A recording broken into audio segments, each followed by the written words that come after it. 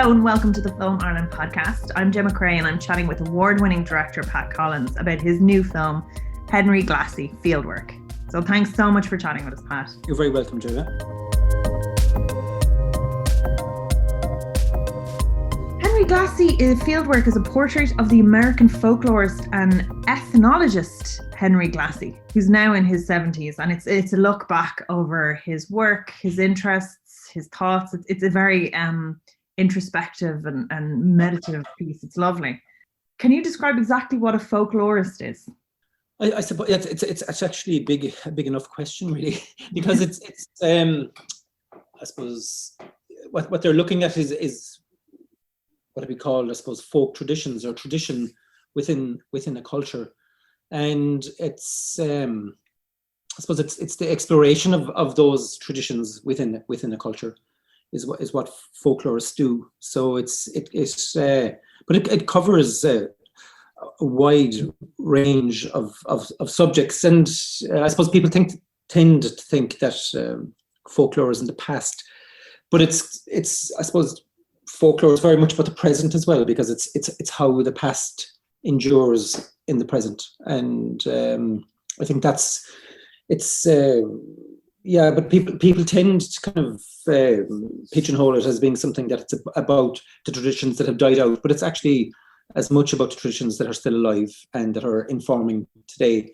So I mean, it could be it could be anything in terms of the rituals that we have in this day and age could be studied by folklorists, and but it's in an Irish context, it tends to be about there's been a kind of a tradition of it being about the west coast of Ireland, I suppose, about the Irish language, about music, about folk beliefs, and inner cities as well, I suppose. But generally it can be about every aspect of contemporary life could be studied by a folklorist.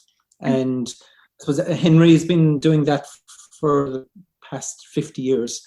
He started off in the South in America studying vernacular architecture, and then came to Ireland, and I suppose that's where I suppose that's why he's known in Ireland, really, is because of the work that he did in Ireland back in the 70s.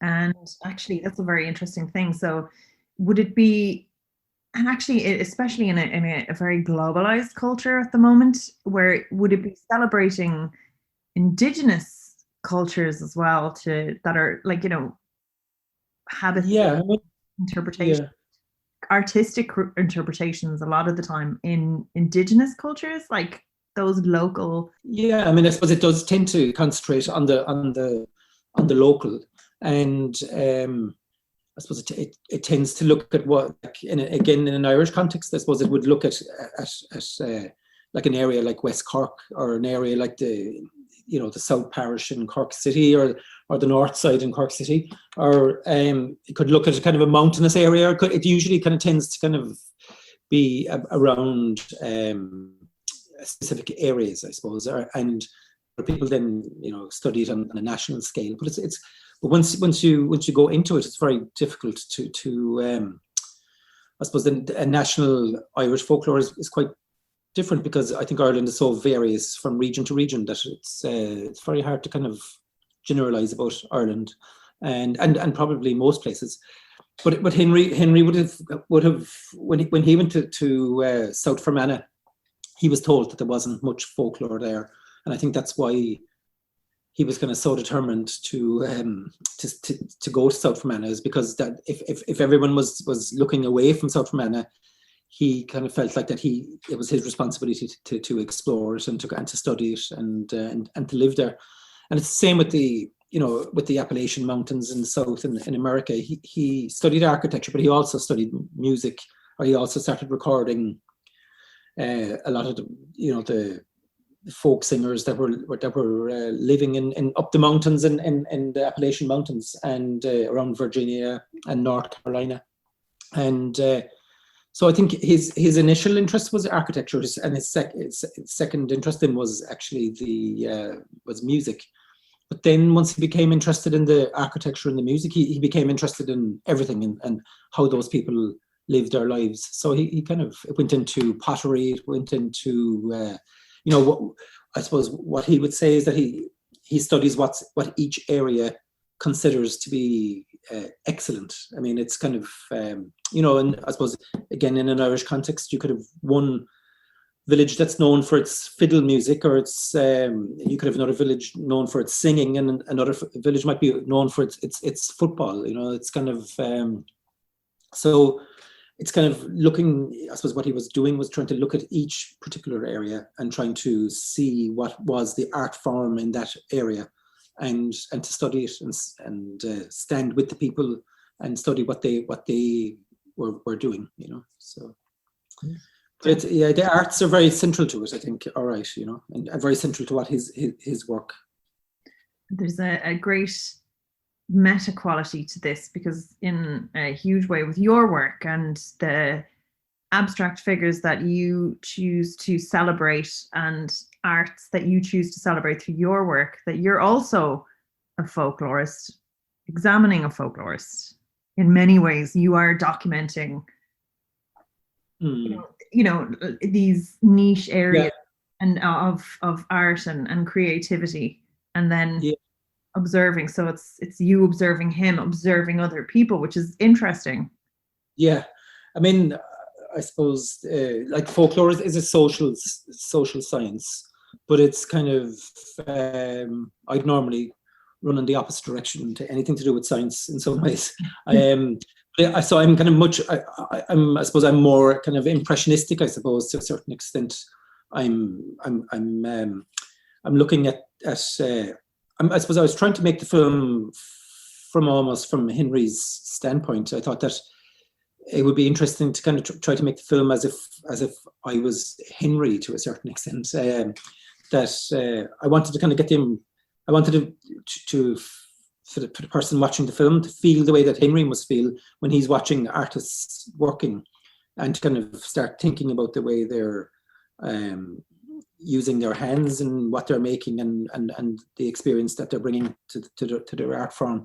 And I suppose I'm trying to do that as well. I mean, I'm trying to, I would say, I suppose, that the films for me are kind of political to a certain extent, because it's, I'm trying to show a kind of a view or a standpoint in relation to art, I suppose, in relation to the local, in relation to the idea of the greatness of a kind of a local artist, as opposed to somebody who is selling 100 million records or downloads every week or something. But I suppose I'm more local in that sense, and I'm influenced by people who are like that, including Henry Glassie. So I'm trying to, Henry, I agree with Henry in terms of his viewpoint of the world, the way he looks at the world.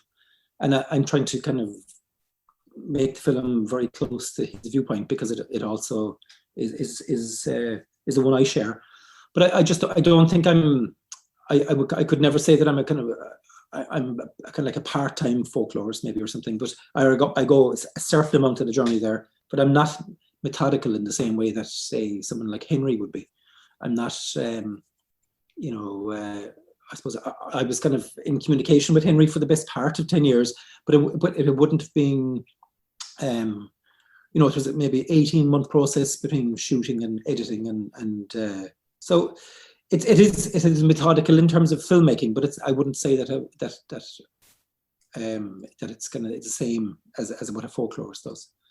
I think I'm much more going for kind of atmosphere and mood as well, and but initially it's a political thing, I think, for me. And you definitely let us inhibit and aren't afraid to kind of spend time in these worlds as well, which is, it's a very kind of light touch when you're editing. And again, you do get that sense of being drawn into these kind of rhythmic visuals that, like it's something different, but it gives you an experience of the world instead of something that's highly selected and highly kind of stylized. You aren't afraid to let us spend time getting to know that space a bit more. And can you just tell me a little bit about your own background as a filmmaker, and what would your influences be?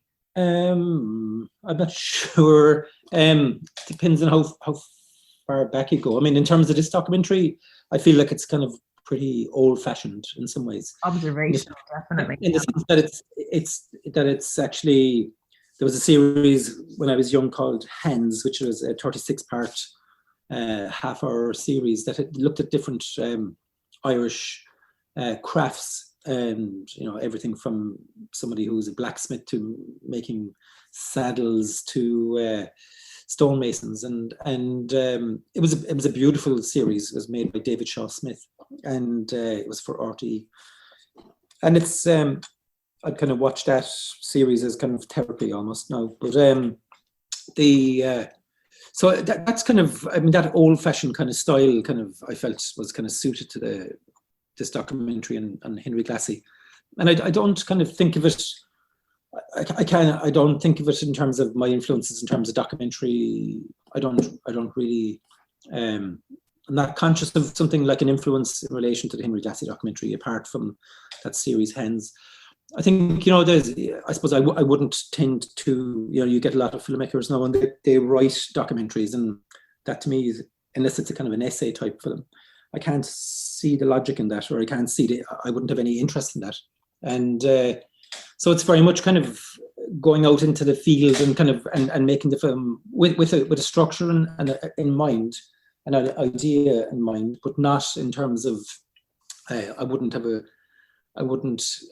think about it in terms of locations and the people, rather than trying to kind of create a narrative. And I kind of think that, I remember I was having difficulty with a feature film there a few years ago, and just kind of in terms of the structure of it. And I was kind of under some pressure to kind of think of it as a 3-act structure. And I was talking to Arthur O'Brien, who sadly passed away there a couple of weeks ago. And he might have been, let's say, 15 years older than me. But I was saying about the 3-act structure, and he said, "Oh my God!" Like he said, "Sure, look at the state of the world." He said, "Isn't it just it's too late for all that?" Like, and I really chimed with me in a way, because I kind of thought, actually, it is kind of too late for all that kind of idea of having one life, and you're trying to have one kind of experience of making films, and you're trying to make films like everybody else does. It just doesn't seem to make any sense at all. And I think the best bet is that you kind of, I had a particular upbringing, I had a particular, kind of youth or whatever, like same way that everybody else does. And the only thing I have to offer is the way I see the world. And there's very little point in me trying to make films like, I suppose that's what I'm trying to work towards anyway, is trying to make films the way I see the world. And sometimes you're obviously influenced by a lot of other people. And I would have influences, I suppose, and there's certain filmmakers like Abbas Kiarostami or I wouldn't say they're influences, but that they are kind of touchstones in terms of like people like Carl Dreyer, or kind of the different filmmakers like that, who are kind of, I really kind of, I'm very much drawn to. And I'm not sure that they're influences, but that they're, when I'm watching their films, it kind of, it means a lot to me, I suppose, and I suppose I'm working towards that myself in terms of my own, the way that I see the world. I'm trying to kind of translate that onto film, and sometimes you kind of succeed, sometimes you don't, but it's what I'm working towards anyway.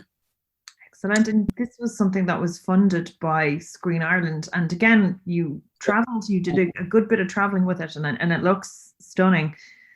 How do you pitch documentary that has no narrative to get those funding? Or, I mean, obviously you've a good long-standing career that you can go, okay, well, look, I've proven myself here, and here. Trust me. Yeah, I don't know. I mean, I would have a structure, I suppose. I mean, it got funded first by the Arts Council with the open call scheme that they had, and they gave 50% of the funding, and so it was easier to approach Screen Ireland then, when I already had funding from the Arts Council. But the Arts Council, I suppose, saw, because it was very much a kind of an arts a documentary about the arts, and they could see the value in it, and in the sense that, you know, Henry's work, you know, I'd obviously in a proposal I'd outline his work and some of his ideas and his philosophical outlook on life and in art and all that. And then we would have it arranged that we were going to spend 2 weeks in Brazil and, you know, a week in North Carolina and a week in Fermanagh. So we would have the kind of structure of it laid out like that, but we wouldn't necessarily know what's going to be the opening of the documentary, or we wouldn't know, are we going to make it chronologically, or are we going to, and all of that. Most of the time I'd leave it until the edit. And yeah, I think you kind of learn to, you know, you kind of, I suppose there's a saying, I think, is that you kind of, you love what you have, rather than always trying to, you know, to try to kind of seek out kind of what you want. You know, that you get, like, if you have to kind of give up an element of control. You create the architecture for the documentary in terms of the location, in terms of the people, and then you see what happens. And but, you know, it's kind of just even basic kind of stuff of, I suppose, not, you know, of not trying to get people to say exactly what you want them to say. You know, that you're not trying to control too much. You're not trying to get people to repeat what they say and put the answer in the question. All those kind of tricks that you're supposed to do. I mean, most documentary makers I know don't do that kind of thing. You know, and so. I would have a structure, and usually I have a script. I mean, I suppose my ideal scenario for any drama would be, give me a location with some people and a budget, and I prefer to make the film up, you know, on the spot. But it's or using improvisation and things like that. But you know, the reality of it is that you need to go through the different stages of development and script writing and. But I think for documentary, having the idea of writing a documentary, I just don't even understand it. I can't see the logic in it at all. But I know some people, it seems to be more people seem to be doing it now than they used to, and I'm not sure that the quality of the documentaries has increased. I'm not sure. Of course, and you were saying that you had your weeks filming, so you said it was 18 months in total. Yeah, well, you know, from once I first wrote him a letter to kind of, I suppose, to start a correspondence with him. It was 10 years, and we wrote back and forward to each other. He doesn't use email, and he doesn't have a mobile phone and things like that. So I suppose we were kind of writing letters back and forth for the first few years, and then I met him in Dublin in 2016 and asked him, you know, just if I could make a documentary on him, and he was open to the idea, but he wasn't hugely enthusiastic about it. He was kind of a little bit indifferent about whether a documentary was going to be made or not, and I think that's good, I think, in a way, because you'd be worried about somebody who really wanted a documentary made about them. I think that'd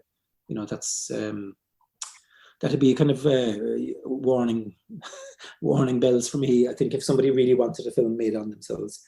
But it's I think that might be the quote of the interview. That's a good one. You gotta watch out for people that are too famous. Yeah. No, but it's kind of true, because you don't want somebody who's kind of trying to use you to kind of promote themselves too much, you know, and especially if you're trying to get to something that's a little bit, if you're trying to get to the truth of things, I suppose, you know, that there has to be kind of a little bit of a resistance there, I think, and that's usually fairly healthy. And so Henry was a little like that. I mean, he was very helpful, and it ended up being a real collaboration. And you know, to the point where you're actually, you know, I showed him rough cuts and got his feedback on things, you know. So it's kind of, it's not an expose, and it's not a kind of I much prefer that kind of element of collaboration. And I mean, maybe I didn't when I was younger, but I'm much more open to it now as I'm older. I think it's kind of much healthier way of working, I think. And again, you only make, well, I mean, for myself anyway, I would only make documentaries about people that I really respect, and, you know, and whose work I really love, you know, because I think it's very difficult to make documentaries or make good works about people or about people's work if you don't love it. I think that must be very difficult, I think, for anyone to try to make a documentary about something that they're feeling kind of a bit ambivalent about. I think I have to kind of really respect the person I'm making the film about, and so that it kind of helps then when you've got somebody like Henry who's got, you know, such a vast experience of dealing with, you know, thousands of artists, you know, all through his life, or hundreds at least, and it'd be foolish kind of not to kind of listen to him, and I think in terms of what his contribution could be, you know. He seems like a real interesting character as well, just to know. I'm picturing you trying to show him the rough cut, like sending him a letter, arranging to have a phone call on a landline for a specific time, and then getting access to a computer to show him, like, wow, like, and like in this kind of day and age, obviously it takes like a really dedicated person and a different type of brain to really stay offline. Yeah, I mean, but you know, he's kind of the most connected person I've ever met. You know, he's I suppose it's I've never met anyone who's as connected as him, but he's just connected in a different way. You know, he's his experience of different cultures of humanity, I suppose, and a human nature. I think he's the kind of guy you'd want to ask general questions to about, kind of, you know, for the answers, things that have been bothering you all your life. You know, you kind of tend to ask him, you know, and even in terms of kind of contemporary politics, like he got rid of his television in 1968, and he's never had a television in his house since that. And as you say, he's not connected, but he still knows every single thing that's going on. And I think you know, that it's I'd like to be able to do that myself, but I don't have the willpower. I know, definitely. Even picturing leaving my phone at home and leaving the house is even an unusual thing to do. Yeah. And it's terrible. I did that once just to do it. And you can feel it. Your brain is like, it changes the way that your brain thinks and works. So I think there's something kind of very beautiful about going, no, I'm not going to kind of buy into all this, because it shortens your attention span. It changes the way that you perceive work and art. You're like, oh, give me the next hit of dopamine. This is too slow or whatever. It's just, and I think in this day and age, there's a lot to be said for that. And there's even a lot to be said for documenting the work of people in that intricate way that he does, because, you know, again, globalization is changing the way that art is valued. Yeah. But I mean, Henry doesn't really necessarily kind of, you know, I don't think he judges too much or he preaches too much. But I think, I suppose it's very kind of, you know, there's a big world out there, and I think in the West, let's say, I mean, I think we've got a very narrow view of things in lots of ways, and we don't pay attention to the way the vast majority of the world live their life. And I think, you know, that I think with Henry, I think in terms of art, I think in the West, to a certain extent, we've got a very narrow view about what is art or what constitutes art. And I suppose I could categorically say that I've never met anybody who hasn't had an appreciation for art. And, you know, that if you broaden the understanding of art, and, you know, what person doesn't have some appreciation for music, or what person doesn't have an appreciation for, if they hear a person singing, that they can have a kind of, that it might move them, or they might like the way the person sings, you know. And it doesn't, in almost like in the West, it's almost like it's being narrowed down to being kind of, you know, like it has to be in a frame, or it has to be in a canvas in an art gallery. I mean, but that's such a narrow definition of it. There's a whole big world of art. Or have that 3-act structure. It has to fit that 3-act structure. Yeah. I mean, it's so confining, you know, that it's almost kind of anti-creative to a certain extent, and you do kind of get a sense that it is too late to have that kind of narrow definition. I think the best things are nearly always going on at a local level, and you know, it's you know, there's a kind of let's say there's a singer in a pub who's from in a small inner city area of Dublin or Cork, and the you know, all the people in the pub, let's say they want to hear a certain person sing. Now, a person could come from outside that area and would listen to the person singing, and they'd say, just why does everybody want to listen to her? Because she's not a great singer. But there might be a whole load of reasons why everybody wants. It could be something to do with her, you know, that she lost her husband 2 years previous and she hasn't sang, and now it means that she's on the mend. You know, she's feeling better about things that she's sung. So it mightn't be necessarily technically great, but there's a whole reason. There could be a whole load of reasons why that person is a really popular singer or something. And it might be a bad example. But it's. I think that's the kind of way. I think in terms of art, I think Henry, would say that you know, that sport is kind of one of the few places now where people can actually, you know, appreciate kind of beauty to a certain extent. You might get a sports person who's graceful, who's, you know, the way they run is kind of graceful, and they've got style, and and everybody can appreciate that. And I think that art has been taken away a little bit from the ordinary person, and it's been put into a kind of a rarefied place, like art galleries and all that. And it's like people now who like, if you're not into installations or you're not into kind of art galleries, then you're you know, you're not interested in art. But it's kind of nonsense, really, because if you take music and singing and even, I suppose Henry would take it further again, and he'd say that, you know, a meal prepared with love, or you know, a piece of furniture or whatever can be art. And I think it's a much healthier way of looking at it. And I think it makes artists out of the majority of people, rather than it being just this narrow band of elitist. You know, elitist, yeah. And it is. I think it probably comes across in the documentary a little bit in terms of, you know, the women in Turkey who were weaving those rugs. You know, it's some of the greatest works of art in the world come from people like that, you know, and yet it's seen as a craft as opposed to art. And somebody kind of, you know, paints a few colors on a canvas and it's art. And I think Henry would say that it's class bias.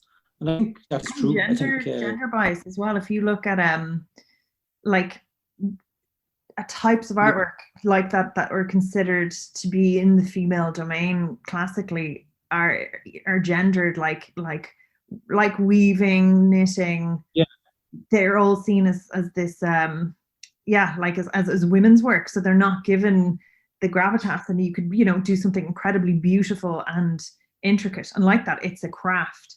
Yeah, absolutely. I mean, it's yeah. I mean, it is true. It's class bias and it's gender bias, I suppose. You know, it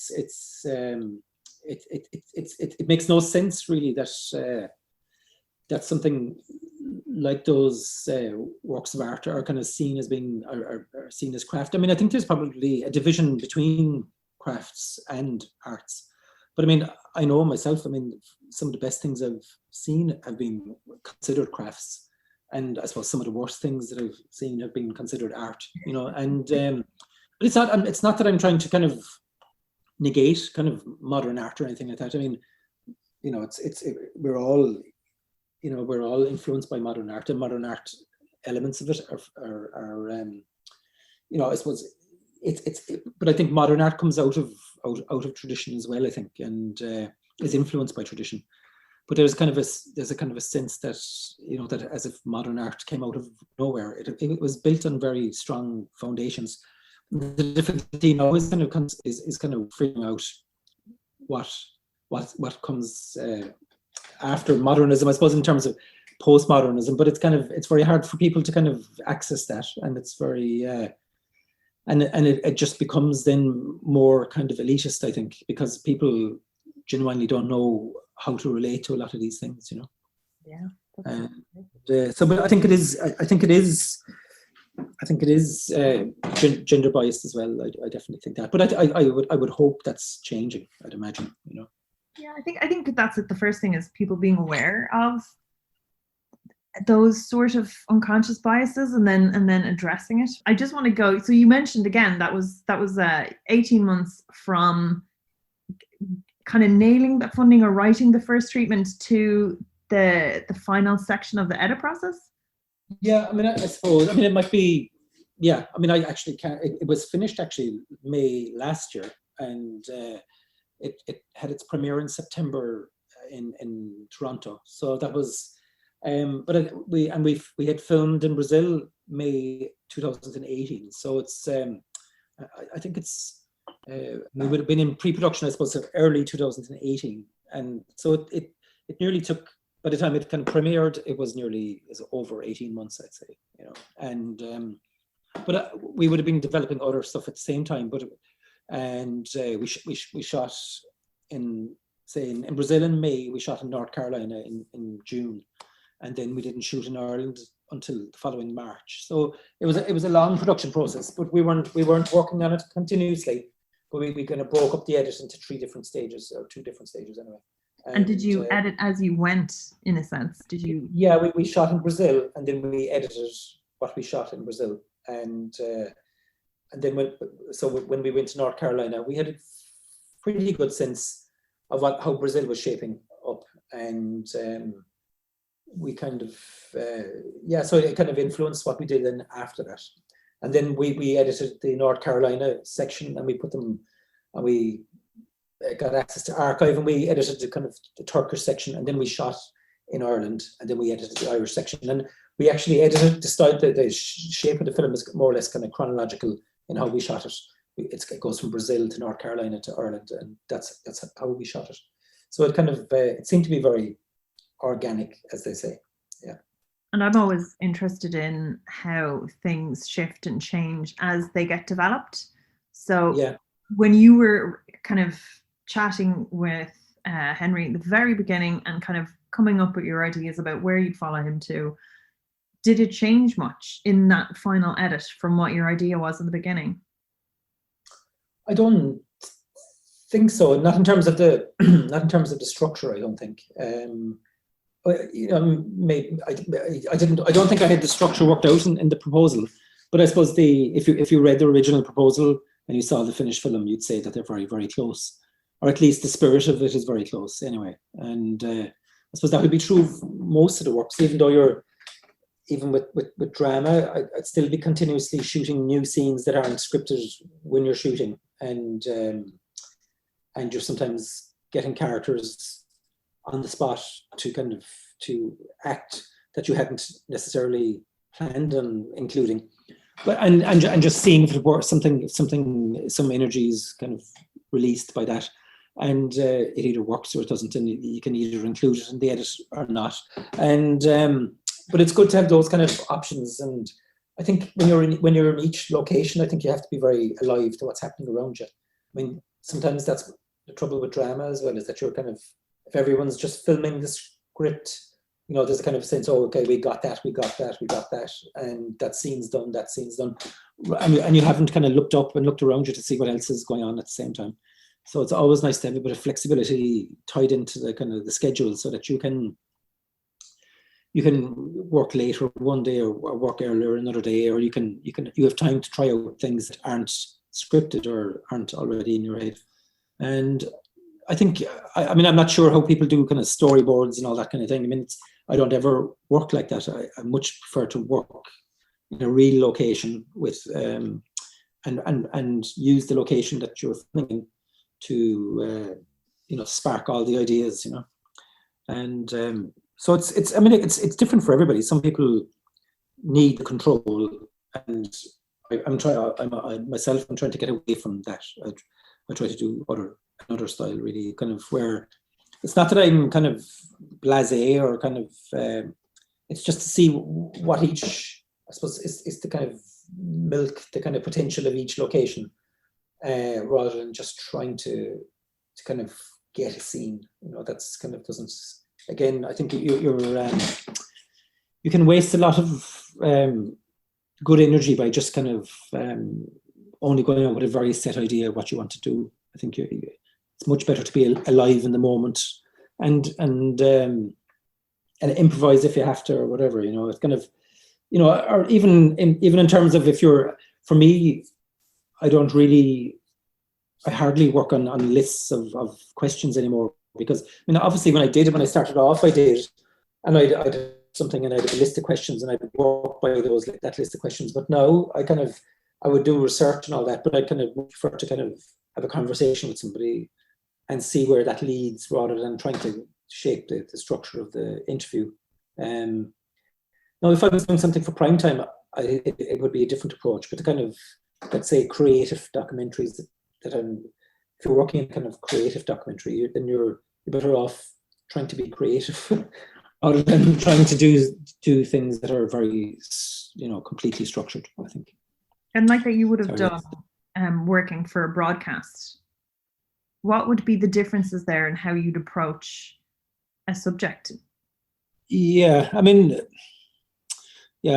still don't know the answer to that, actually. In the sense that I'm still in the middle of those kind of questions of like, I'm not sure that Henry Glassie is going to get broadcast, let's say, in Ireland. I just think it's 110 minutes. I wouldn't have any great faith that a broadcaster will fund it, will screen it, unless it's put out at 12 o'clock at night or something. And I meant a commissioned broadcast piece, because you I do think that if somebody commissions you to make a documentary, like if I was commissioned to make a documentary for 9:30 on a Monday night, I would definitely take that into consideration in terms of the kind of the audience that are going to be watching it. And if it's completely funded by the broadcaster, then I think I do probably a duty to, if I'm going to take the money, I have a duty to kind of try to maybe push things as much as I can, but also kind of, I would be probably less likely to experiment, I suppose. And it would have to be a very good reason. Like, I would want to kind of reach, it might be for a documentary that I want for it to reach an audience, or a mainstream audience. Like especially if it was political, and if I want to reach, like there was a documentary I made called "What We Leave in Our Wake," and that was back in 2010, and it was a political film, and it was broadcast, say, 10 o'clock on a RT1, and it was like 2 or 3 weeks before the election, so that was kind of ideal for me. It was like some of it was pushing what's would be normally on television. But it was still, there was enough kind of commentators talking, and there was enough interesting political stuff in it for it to get broadcast at that time. And that for me is kind of an ideal scenario, is that you're still staying true to your style, I suppose, and the way you see the world, but that you are kind of, you're not, I'm not, like, I suppose I would kind of make films that are slightly slower or kind of more meditative, let's say. But if somebody's funding me to make a film at 9:30, I on a Monday night, I approach it differently, I think, and I think it's kind of, but I don't really have a problem with that. I either have a choice to either do that or actually not take the money in the first place and go away. Like there's an awful lot to be said for making a film for a TV audience. You can have screenings in the Irish Film Institute and the Lighthouse Cinema for 6 months, and you're not going to reach the same audience that you would on one single screening on RTE. And I think I think there should be, just kind of say something that about the way documentaries are funded in Ireland. The idea that documentaries, kind of say that Screen Ireland fund, that they need to be, I can understand that they need to be funded kind of for festivals and for cinema releases. But actually, it's like some of the best documentaries I've ever seen have been on television. And sometimes I find it kind of frustrating that, you have to make a feature documentary when sometimes you watch feature documentaries and you think, actually, that would have been better as a 52-minute film, and or even if it's, that could be said about my work as well. Somebody else could say that, but I think that I think it's a shame that if I think, that Screen Ireland and say RTE, they should be kind of making, high impact kind of documentaries that are going out at a prime time audience. And, that's I think there's a lot to be said for it, for reaching 200,000 people at one sitting. And that's very, very powerful. And I can't understand why, say somebody like Screen Ireland will fund TV drama, but they won't fund documentaries that are made for television, even though that the best documentaries are made for television, I think. And that line is definitely blurring. If you look at a video on demand now, like if the Netflix, all the streaming services, Apple Plus, if you look at it, that line is really blurring, where, it's not created to sit in a specific space. Yeah. It's its own thing. And like that as well, like now if you're commissioning episodes of things for Netflix, you could have, and it's totally acceptable to have one episode that's 30 minutes, one episode that's 45, and anything in between, that it depends on the structure of the story. So I wonder, are things shifting that way? I mean, I'd like to think so. I mean, in the sense that sometimes documentaries, like a lovely duration for a documentary is actually 40 minutes, especially if it's kind of a profile of a writer or a profile of an artist or a profile of a person. And I think for like 40 minutes is something that's, you can be much more cinematic, and you can be as cinematic as you like in a 40-minute documentary as you can in a feature documentary. I don't understand the focus on features. So like an awful lot of documentaries are getting made that are longer than they should be, just because they have to be feature documentaries. And but something like, say, The Social Dilemma, which is kind of on Netflix, I mean, there's nothing necessarily cinematic about that, in the sense of that's like a good hour-long television program, but it's not, that's not a kind of, it's a feature documentary, but it's nothing necessarily cinematic about it. But then I saw a documentary recently by Mannix Flynn, Land Without God. Oh, that's beautiful. It was on television, and that was kind of, I just thought it was so powerful. And while you're saying that, we'll give ourselves a quick plug there. We have a podcast with him, so we'll put the link in the bio as well if anyone is interested in him chat about his film. But thank you. Sorry, continue. It is very cinematic. It was. I thought in relation to the way sound was used and music was used, and that whole kind of performance element of it. And that was on. I saw it on. I didn't see it in the cinema. I saw it on television. And for me personally, I wouldn't care whether it ever screened in a cinema. The place, it's so much better that is going out on a primetime TV rather than it being necessarily confined to a cinema screen. Now, look, I'm all for cinemas. I love going to the cinema, and I love watching films on a big screen. And there's certain films that are absolutely made for the big screen, and it's kind of where I want the screen first nearly all the time. But I just think that it's television. Everybody kind of derides television as in sense of that it, like, that people are watching stuff online now and all that. That is true, but it's still, I think people would underestimate television at their peril, I think, in terms of having an impact.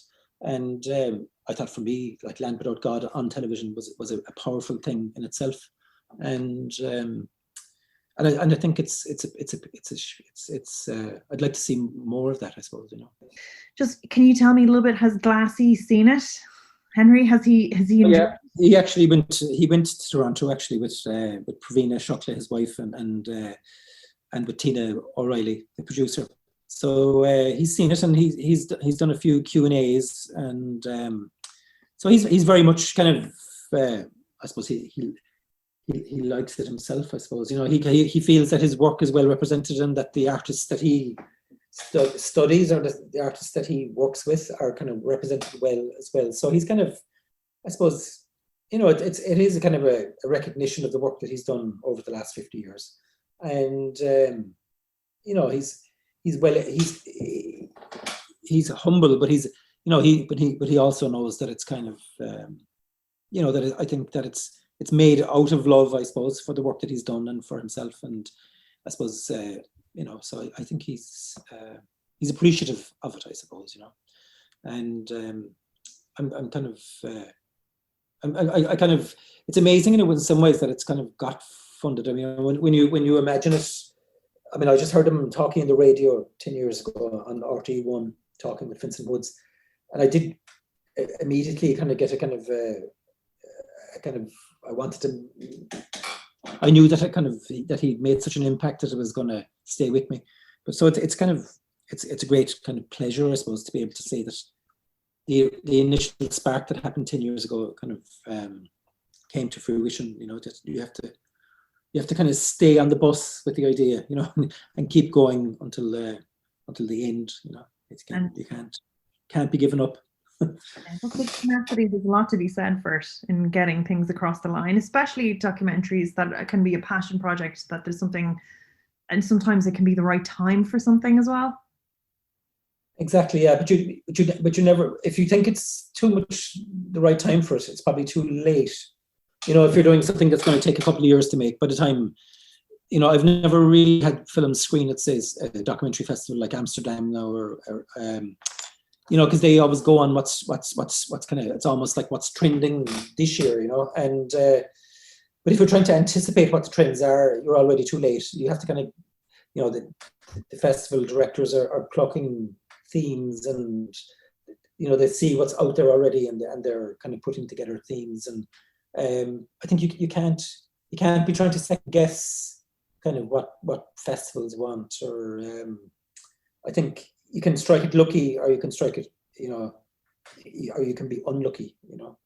But if you're making a subject on something to do with the Middle East, the next thing there's a glut of documentaries that year about the Middle East, you can be very unlucky, and you say, well, you know, no, last year was the year that we did, you know, we did a theme of documentaries about Israel or something, you know, and then you could be coming out, you know, with your documentary about Israel the next year. You have to be very unlucky. But I think the main thing is not think about any of that, actually, and just do what you love, you know, and then you're not going to go too far wrong if you're working from that kind of starting point. And I think that's the main thing, really.